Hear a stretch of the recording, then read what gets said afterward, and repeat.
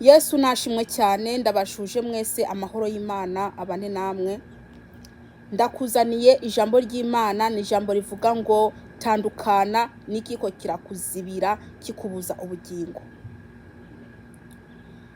Turasoma ijambo ry'Imana ari muri Matayo igice 20 ku murongo wa 29 tugeze kuwa 31.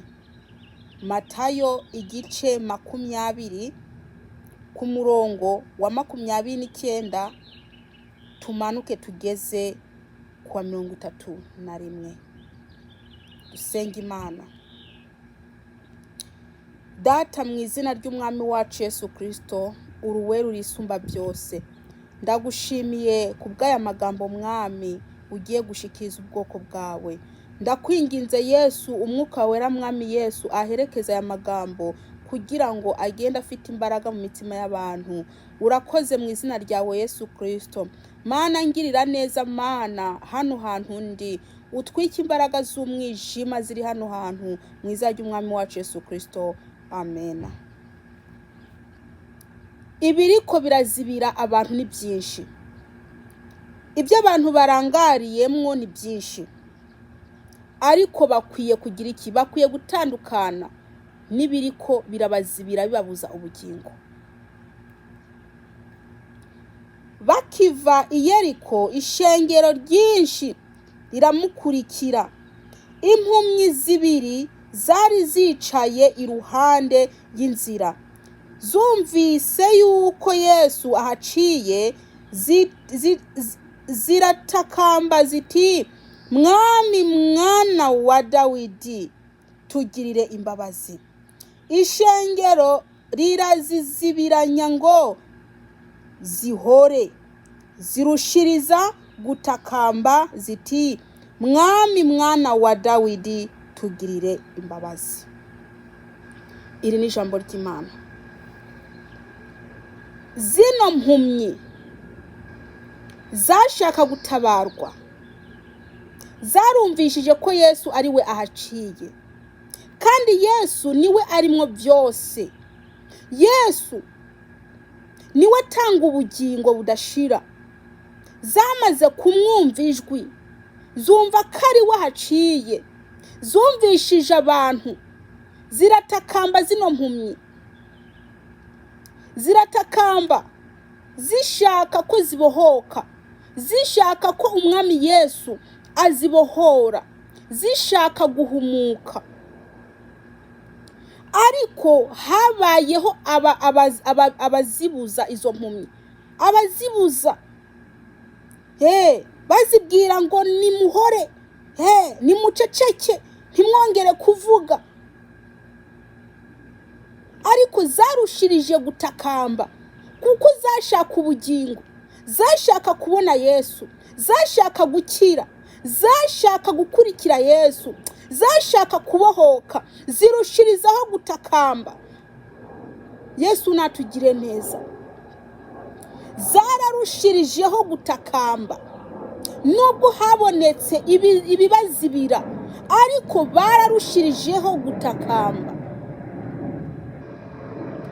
Mwene data, ibirimo birakuzibira ni byinshi. Wari ukwiye gutandukana n'ibyo byakuzibiye. Ibirimo birakubuza ubugingo, ibyo ngibyo ukwiye gutandukana nabyo. Ibyaha bitandukanye byose ni ibintu biriko birakuzibira. Ibyo byose udatandukanye nabyo, nta bugingo ufite.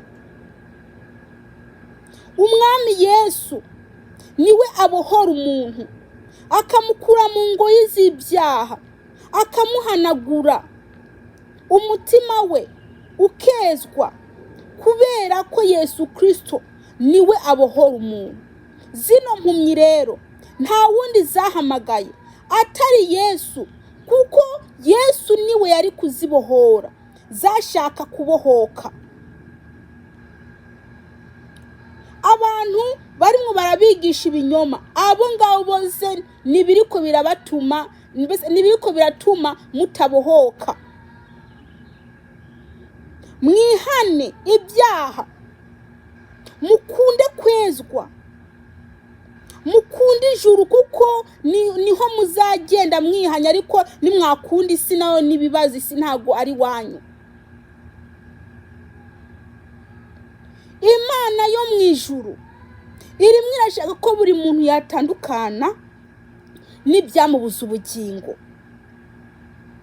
Urashobora kuba uri umuntu yitwa ngo uri umukozi w'Imana, ariko ugifite ibintu bikuboshe: ubusambanyi, ubushakanyi, ubujura, ukwiba ukoresheje imitwe, ukwiba ukoresheje utugambo twiza. Ibyo byose ni ibintu bikuboshe bizatuma utabona ubugingo buhoraho. Nimukunde ijuru, murishakane n'umutima wanyu wose, mwature ibyo byaha byanyu, kandi mwature neza, mwihane neza, mubireke. Hanyuma mushake